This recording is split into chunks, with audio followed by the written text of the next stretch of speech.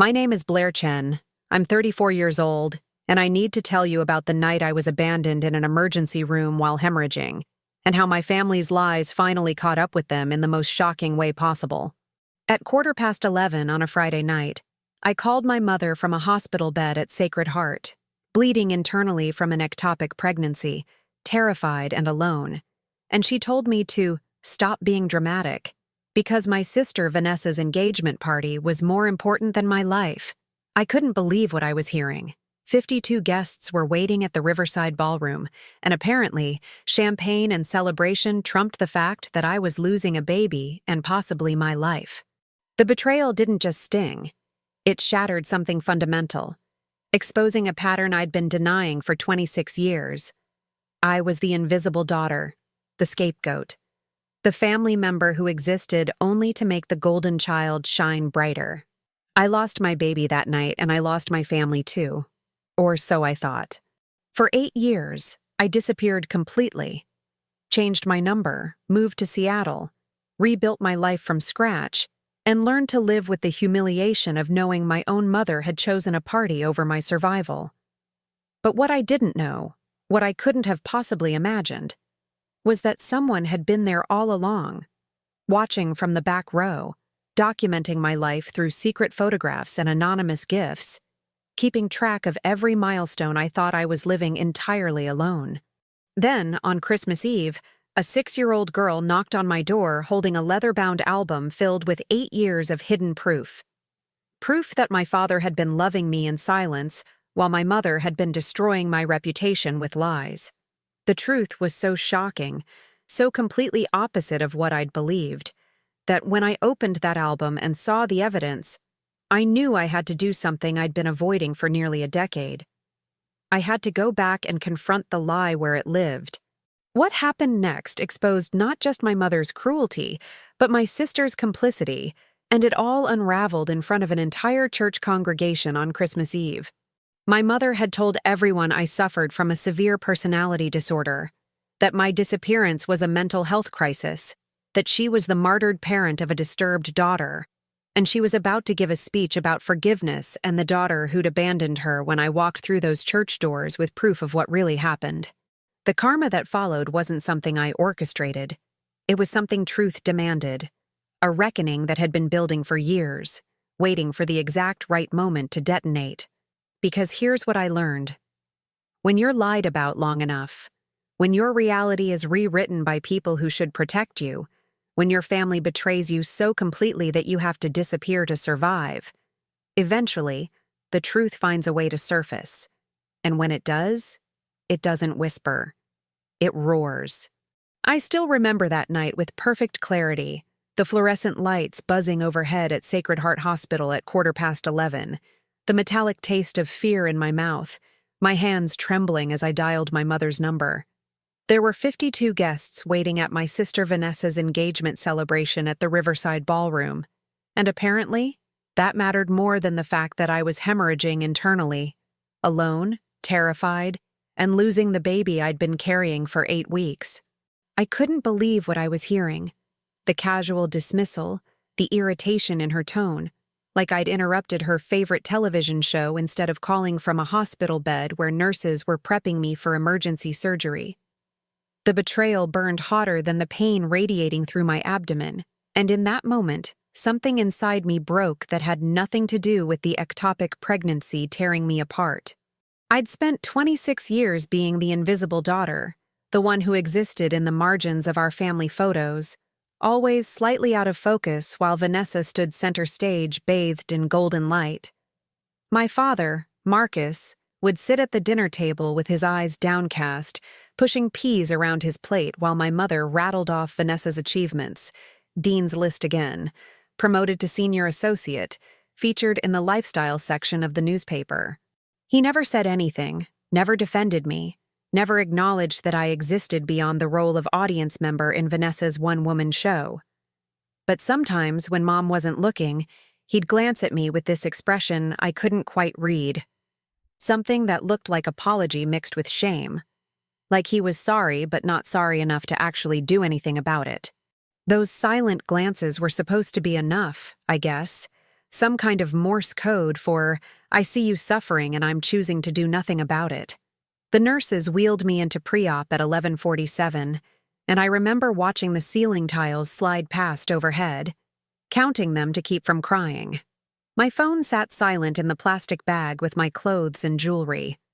No callbacks, no frantic texts asking which hospital, no, "We're on our way." Just silence, thick and suffocating, the kind that confirms every terrible thing you've ever suspected about your worth in your family's eyes.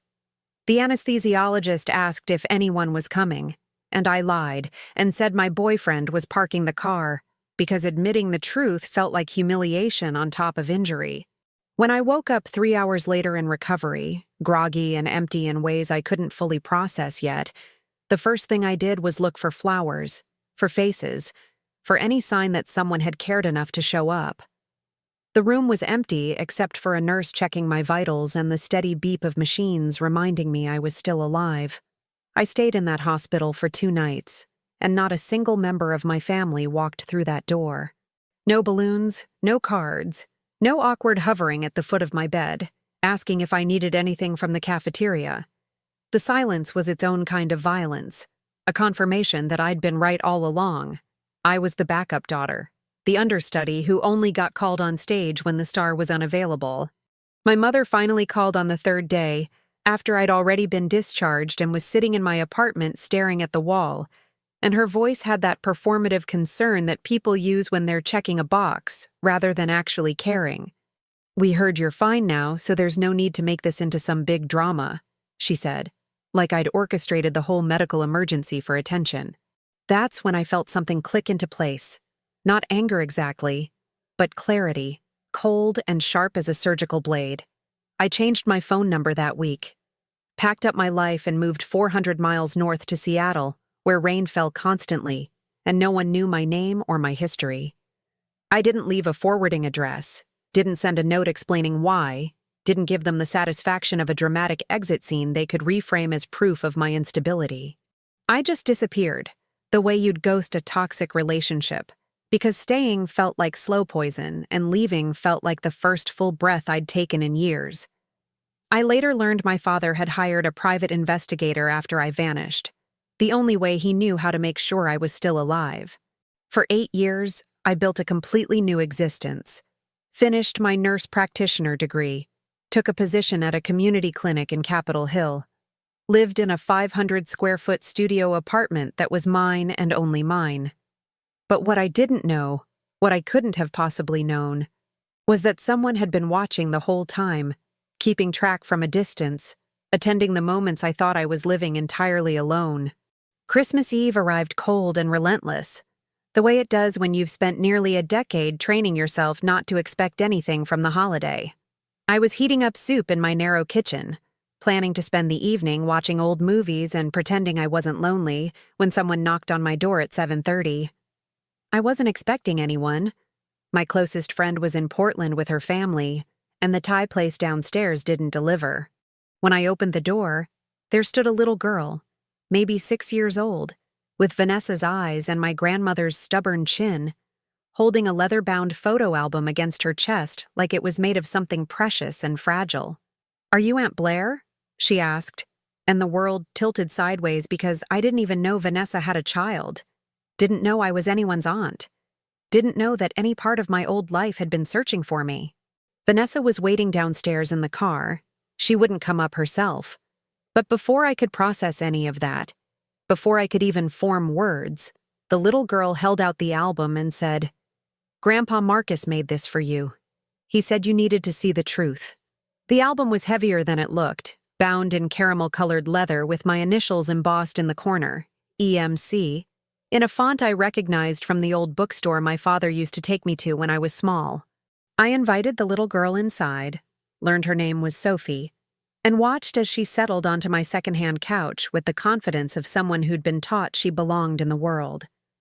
She told me her mom, Vanessa, was downstairs in the car, that they'd driven for 7 hours to find me, that Grandpa Marcus had given her specific instructions to deliver the album personally. My hands were shaking as I opened the cover, half expecting some guilt trip manifesto, some carefully constructed narrative meant to lure me back into the family drama. What I found instead was a photograph of me at my NP graduation ceremony 3 years ago. Cap and gown, diploma in hand, genuine smile on my face, and in the bottom corner, slightly blurred, the back of someone's head in the audience. Someone who'd been there, watching, documenting, caring in a way I'd assumed didn't exist. I flipped through page after page, and each one felt like a shock to my system, like discovering a parallel universe where I hadn't been forgotten at all. There were photos from my first 5K race in Seattle, grainy and taken from a distance, but unmistakably me crossing the finish line. A printed bank statement showing monthly deposits into my checking account labeled student loan refund, except I'd never had student loans, and the amounts matched exactly what I'd needed to cover my rent during the brutal final year of my program. Handwritten Christmas cards dated every single year I'd been gone, addressed to my daughter Blair, filled with updates about his garden and questions about whether I was eating enough vegetables and staying warm in that rainy city. None of them had ever been mailed, but all of them had been written, proof that he'd been speaking to me even when I couldn't hear him. The pages kept turning, and my understanding of the past 8 years kept reshaping itself into something I didn't recognize. There was a receipt from a donation made in my name to the community clinic where I worked. $5,000, anonymous, designated for the mental health services I'd helped establish for uninsured patients. A photograph of me grocery shopping at the Pike Place Market, completely unaware I was being observed, choosing peaches with the same careful attention my father used to examine produce. Notes scribbled in margins, things like, "She looks healthy," and "still sees beauty in small things," and "I should have been braver." Each piece of evidence painted a picture of a man who'd loved me the only way he knew how. From the back row, in the shadows, through gestures that could never make up for his silence, but existed nonetheless. Sophie watched me cry with the solemn patience of someone much older than 6. And when I finally looked up at her, she said, "Grandpa told me you might be mad at him.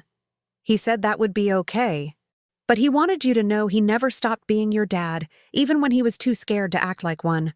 The words hit like a wrecking ball to the chest, demolishing the careful story I'd built about being completely abandoned, forcing me to hold 2 contradictory truths at once: that my father had failed me catastrophically, and that he'd also loved me continuously.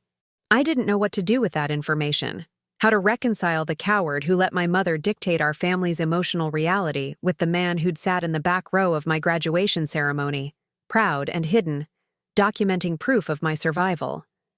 The betrayal hadn't disappeared, but it had become more complicated, layered with something that looked almost like redemption. Then Sophie reached into her backpack and pulled out an envelope, cream-colored and official-looking, with my name written in my father's distinctive cursive. "He said to give you this last," she explained, "after you'd seen everything else." Inside was a single letter, dated 2 weeks ago, and the first line made my blood run cold. "Your mother told the entire congregation at Riverwood Community Church that you suffered a severe personality disorder and that your disappearance was the result of a mental health crisis we tried desperately to manage." I read it twice, then 3 times, trying to process the calculated cruelty of that lie, the way my mother had weaponized mental illness to explain away her own failures. She'd turned my survival into pathology, rewritten my escape as evidence of instability, and transformed herself into the martyred mother of a disturbed daughter. The letter continued, and with each sentence, I felt the ground shifting beneath me, revealing the architecture of a smear campaign I hadn't even known existed. My father wrote that Aunt Helen had finally told him about the letter my mother had sent to Pastor David 6 years ago, painting me as dangerous and delusional, warning the church community to contact her immediately if I ever showed up. Linda, my mother, had built an entire narrative architecture around my absence, one that positioned her as the victim and me as the villain, and she'd done it so skillfully that the whole community had bought in without question. Vanessa had survived our family by becoming exactly what my mother needed her to be. The perfect reflection of Linda's ego, the golden child who never questioned, never challenged, never saw. "She's planning to give a speech this Christmas Eve," my father wrote, "about forgiveness and the daughter who chose to leave. And I can't let her do that without you knowing the truth. I don't expect you to forgive me, Blair. I just need you to know that I finally see what I should have seen 20 years ago." Then came the part that changed everything. "I'm in room 412 at Sacred Heart Hospital, heart surgery scheduled for the day after Christmas. If you want to come, come. If you don't, I'll understand. But there's something happening at church tonight that you should know about." I sat there on my threadbare couch with Sophie beside me, and Vanessa's number pulled up on my phone, my thumb hovering over the call button like it was a loaded gun. Everything in me wanted to stay in my apartment, stay safe in the life I'd carefully constructed where no one could hurt me because no one was close enough to try. But my father's letter had done something I didn't expect. It had given me a choice, not between forgiveness and revenge, but between remaining invisible and standing in the truth where the lie had been performed. I thought about all those years of being erased, of watching my mother smile at church potlucks while people praised her patience with her troubled daughter, of existing as a ghost story instead of a real person. The humiliation of it burned fresh, 8 years later, like the wound had never actually closed, just been covered over with scar tissue I'd mistaken for healing. When I finally called Vanessa, her voice came through the speaker with that familiar mix of entitlement and defensiveness, like I was the one who owed her an explanation. "Mom's doing her forgiveness speech tonight at the Christmas Eve service," she said without preamble, "and you showing up would be incredibly selfish and disruptive." I couldn't believe the audacity, the way she positioned my existence as an act of aggression, like I was supposed to cooperate with my own erasure out of politeness. "Sophie's with me," I said quietly, letting that information land, and the silence on the other end told me everything I needed to know about how much chaos my reappearance was about to cause. "Derek found out last week," she added, her voice cracking slightly, and I understood immediately. Her husband had discovered the truth about who she really was underneath all that golden child polish.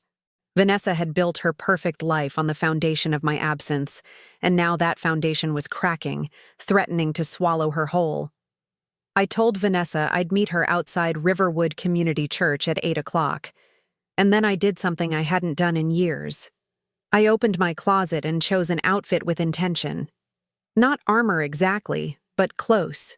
Dark jeans, a burgundy sweater my grandmother had knit before she died. Boots that made me feel grounded and solid. I wasn't going to church to make a scene, or to seek revenge, or to humiliate my mother the way she'd humiliated me. I was going because sometimes the only way to reclaim your dignity is to stand in the space where it was taken from you and refuse to apologize for existing. The drive to Riverwood took 45 minutes, and with every mile I felt something shifting inside me. Not anger, not forgiveness, just a cold certainty that I deserved to be seen as I actually was instead of how my mother needed me to be. The church parking lot was packed with familiar cars, and I recognized faces through the windows. Mrs. Patterson, who used to bring casseroles, the Thornton family who'd sat 3 pews behind us for decades, young couples I'd gone to youth group with who were now married with kids. They were all there to hear my mother's performance, to witness her public demonstration of grace and suffering, to reinforce the narrative that she was the victim of my cruelty. I sat in my car for a few minutes, watching people stream into the building, and I thought about all the times I'd sat in those pews feeling invisible, feeling like I was taking up space I hadn't earned. Then I looked at Sophie in the passenger seat, this little girl who'd driven 7 hours to deliver truth in leather-bound form. And I knew I couldn't let her grow up thinking that silence and invisibility were the price women paid for being loved. Vanessa was waiting by the side entrance, and when she saw me, her face went through about 5 different emotions in 3 seconds. Shock, fear, anger, calculation, and finally resignation. "Mom doesn't know you're here," she said, which wasn't a greeting, but a warning, and I nodded because I'd figured that much out already. We stood there in the cold, our breath making clouds in the December air, and I waited for her to say something that mattered. Something that acknowledged the betrayal and the years of complicity. Instead, she said, "I heard the phone call that night. From the hospital. I told Mom you were probably fine and that she shouldn't miss my party." The confession dropped between us like a stone into still water, sending ripples I couldn't quite process. She'd known. She'd heard me bleeding and scared and alone, and she'd told our mother to stay at the party. The backstabbing felt fresh and old at once, a wound reopening that I'd convinced myself had healed improperly, but completely. "Why are you telling me this now?" I asked, and Vanessa looked at me with something that might have been shame if she'd been capable of it, and said, "Because Derek found out last week, and he's in there right now deciding whether to stay married to me." Her husband had discovered the truth about who she really was underneath all that golden child polish, and suddenly my existence wasn't just inconvenient, it was threatening to dismantle her entire carefully curated life. I felt a surge of something that wasn't quite satisfaction but was close. The karmic recognition that actions have consequences, and that eventually, the truth finds a way to surface no matter how deep you bury it. Then the church bells started ringing, calling everyone to service, and I knew it was time to walk through those heavy wooden doors and take my place in a story that had been told about me without my permission for far too long. The sanctuary was exactly as I remembered. High ceilings, stained glass windows casting colored light across the pews, the smell of old hymnals and furniture polish. I slipped into the back row just as Pastor David was welcoming everyone to the Christmas Eve service, and I watched my mother stand up from her seat in the third pew, smoothing her cream-colored dress, preparing to take the stage. She looked older, more brittle somehow, but her smile was the same, performative warmth that didn't reach her eyes, the expression of someone who'd practiced grace in the mirror until it looked authentic. The congregation settled into attentive silence, ready to receive whatever wisdom Linda Chen was about to dispense about forgiveness and family and the cost of unconditional love. I felt my heart hammering against my ribs, but my hands were steady, the photo album resting on my lap like evidence waiting to be presented. My mother began her speech with the voice she reserved for public consumption, soft, pained, noble in suffering. "Many of you know that my daughter Blair left our family 8 years ago after a difficult period in her life," she said, and I watched heads nod sympathetically, watched people lean forward with concern. Mental health challenges can tear families apart, and despite our best efforts to get her help, she chose to cut off all contact.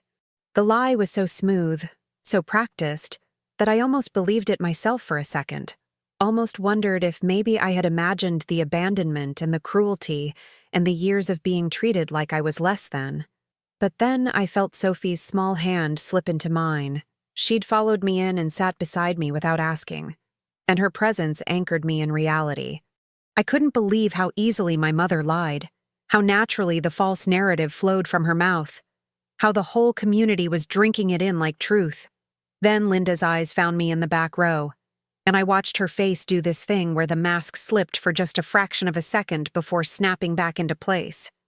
She pivoted mid-sentence, turning my presence into part of her performance.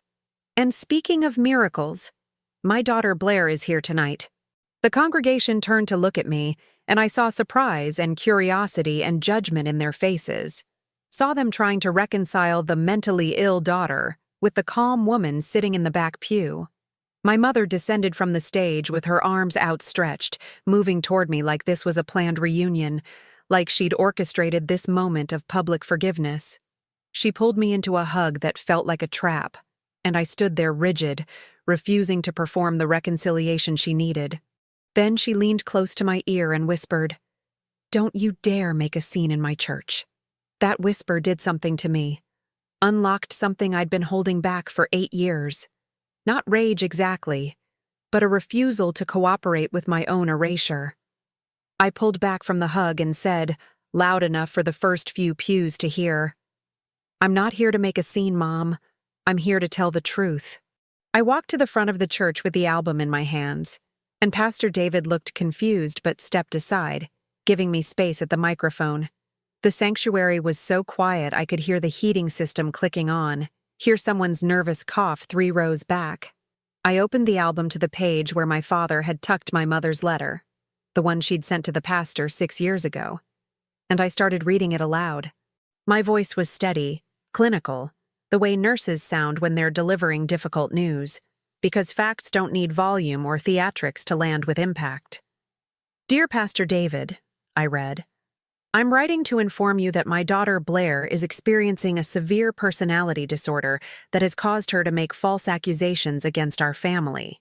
I looked up and saw my mother's face drain of color, saw her mouth open to interrupt, but Pastor David held up his hand to stop her. I continued reading, documenting every lie she'd told, every manipulation she'd deployed, every attempt to pathologize my survival as mental illness. Should she attempt to contact anyone in the congregation, please inform me immediately, as she may be dangerous or delusional. We are devastated by her condition and pray daily for her recovery. The words hung in the air like smoke, visible and choking, impossible to ignore. I closed the album and looked directly at my mother, and for the first time in my life, I saw fear in her eyes instead of contempt.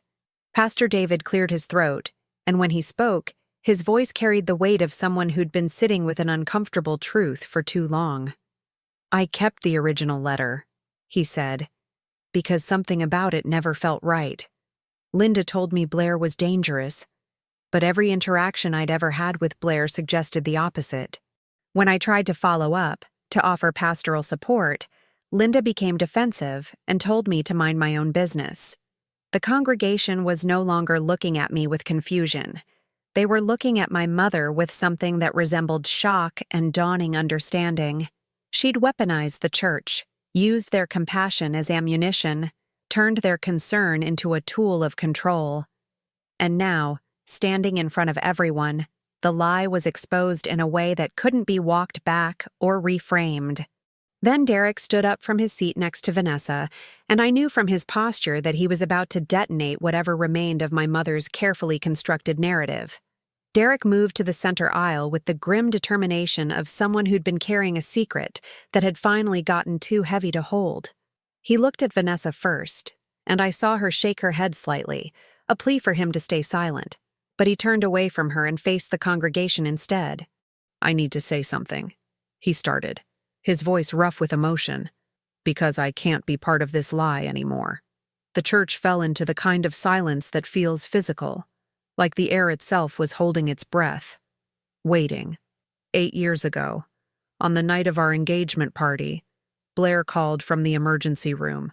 He paused, and I watched my mother's hands grip the back of the pew in front of her, knuckles white. She was hemorrhaging. She was scared. She needed her family. And Vanessa heard that phone call. The revelation hit like a thunderclap, splitting the room into before and after. I watched people's faces change as they processed what Derek was saying, watched them start to piece together a story they'd never been told.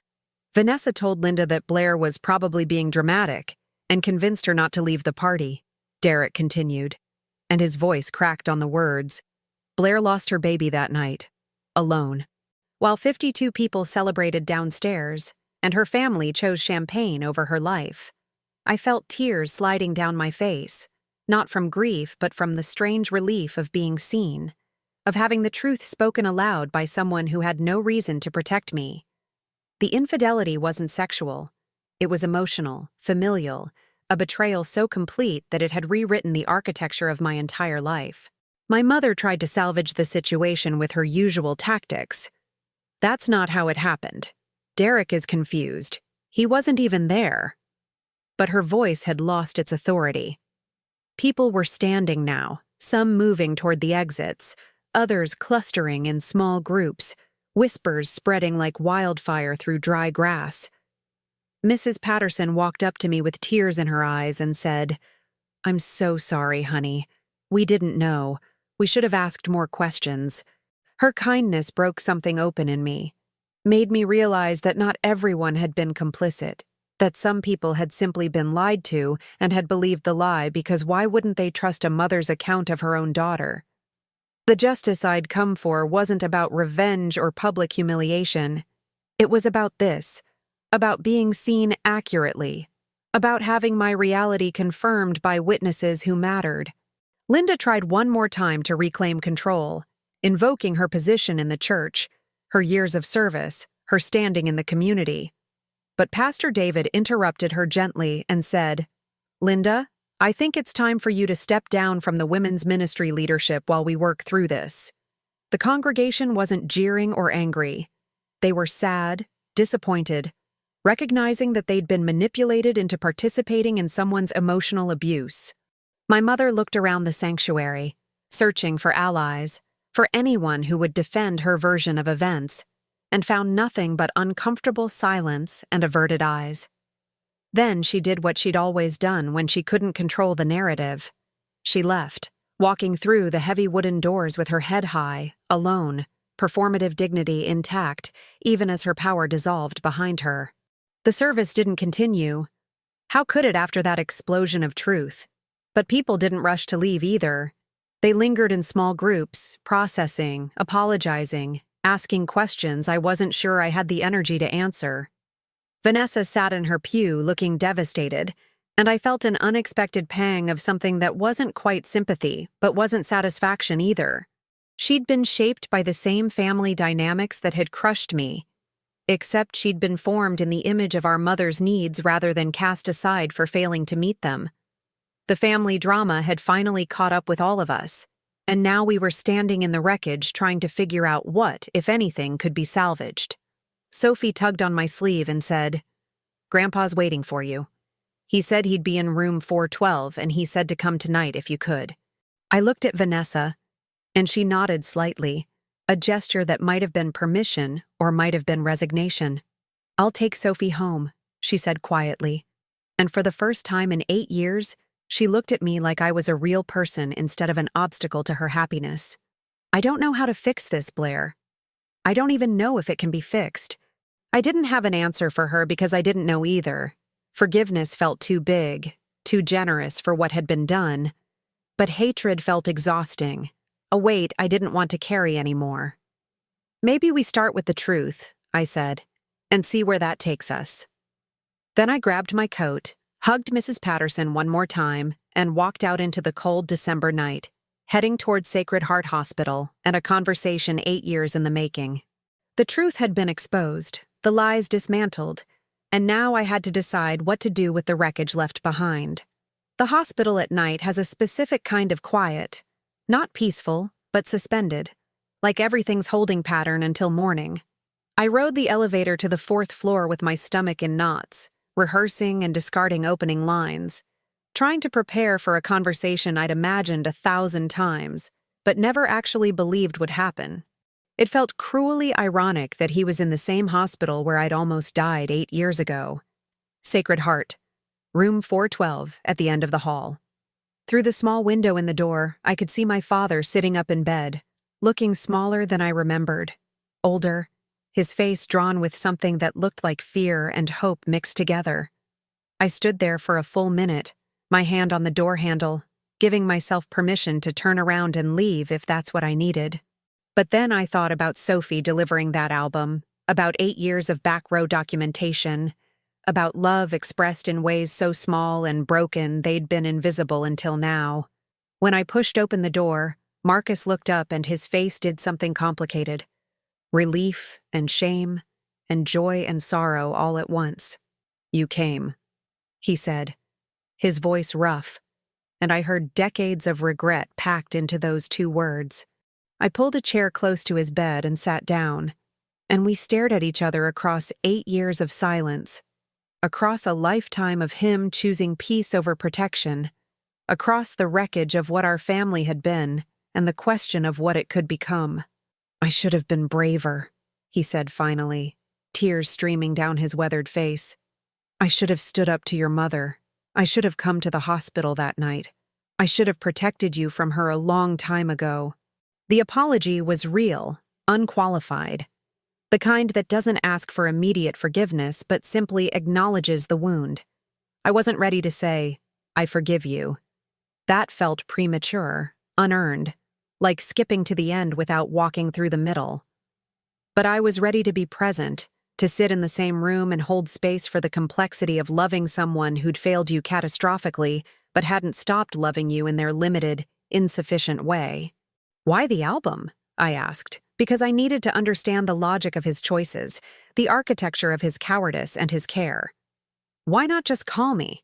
Why not just leave her? He looked at his hands, IV tubes snaking from his wrist, heart monitor beeping steadily beside us. Because I was a coward, he said simply. Because I told myself that loving you quietly was better than not loving you at all. Because I convinced myself that financial support and documentation were enough, that I could make up for my silence with money and photographs. The honesty was brutal and necessary, and I appreciated that he wasn't trying to spin his actions into something noble. I filed for legal separation last week, he continued, and I felt my eyebrows raise in surprise. After I found out about the letter to Pastor David, after Aunt Helen told me the whole truth about what your mother had been saying for years, I set up a trust for you and Sophie. Half my assets, protected, something Linda can't touch. The consequences were real, material, not just emotional gestures but structural changes that meant something. He was dismantling my mother's control from the inside, using the tools he'd always had but had been too afraid to deploy. I'm having heart surgery the day after Christmas, he said. Triple bypass. There's a chance I won't make it, and I couldn't die with you thinking I'd never cared. We sat together in that hospital room for 3 hours, and we didn't resolve everything because some things take years to heal, if they heal at all. But we started something. A conversation. A tentative rebuilding, a recognition that relationships can be both broken and continued, that you can love someone and still hold them accountable, that dignity sometimes means accepting partial truths instead of waiting for perfect ones. I'm not promising I'll be around all the time, I told him, and I'm not promising this will be easy, but I'm willing to try if you're willing to actually show up this time. He nodded, gripping my hand with the kind of desperation that comes from almost losing something precious, and said, I'll show up, I promise. Even if it's hard. Even if Linda makes it hell. I'll choose you this time. When I finally left the hospital at 2 a.m, I felt wrung out and strangely lighter, like I'd been carrying a weight I didn't know I had, and someone had finally helped me set it down. The Christmas lights on the drive home looked different, less mocking, more like they belonged to a world I was part of rather than watching from outside. I thought about Sophie, about Vanessa's crumbling perfect life, about my mother sitting alone in her house with her lies exposed, about my father facing surgery with the knowledge that he'd finally told the truth. The revenge I'd gotten wasn't the dramatic public takedown I'd sometimes fantasized about. It was quieter, more complicated, a reclaiming of narrative and self-worth that came from standing in truth rather than hiding from lies. And as I pulled into my apartment complex, I realized that for the first time in 8 years, I wasn't spending Christmas Eve alone and bitter. I was spending it having chosen myself, having been seen, having started the slow work of building something new from the wreckage of what had been destroyed. So that's my story. The abandonment, the 8-year silence, the hidden album, the church confrontation, and the slow, complicated work of rebuilding with the people who finally chose to see me. I'm not going to tell you this has a neat, perfect ending where everyone reconciled and we all had a tearful Christmas dinner together, because that's not what happened, and it's not what healing looks like in real life. My relationship with my father is a work in progress. Some days are better than others, and his heart surgery went well, but trust doesn't rebuild overnight. Vanessa and I are civil now, establishing boundaries, figuring out what sisterhood means when it's built on honesty instead of hierarchy. My mother? She lost her position at church, most of her social circle, and her marriage. And while I don't take pleasure in her suffering, I also don't feel guilty about the consequences of her own choices. Sophie and I have become close, and she's taught me that family isn't just about blood. It's about who shows up, who tells the truth, and who fights to protect the relationship even when it's hard. Now I want to hear from you, because I know I'm not the only one who's lived through family betrayal or been scapegoated or had to choose between staying and surviving. Have you ever been the invisible child in your family? Have you ever had to cut off people you loved because staying was destroying you? What would you do if you discovered someone had been loving you in secret all those years you thought you were completely alone? Drop your story in the comments, and I mean really share it, because your truth matters and someone reading this needs to hear that they're not crazy, they're not dramatic, they're not alone in what they've experienced. Tell me, would you have gone to that church? Would you have confronted your mother publicly or handled it differently? And what do you think real forgiveness looks like when the betrayal cuts this deep?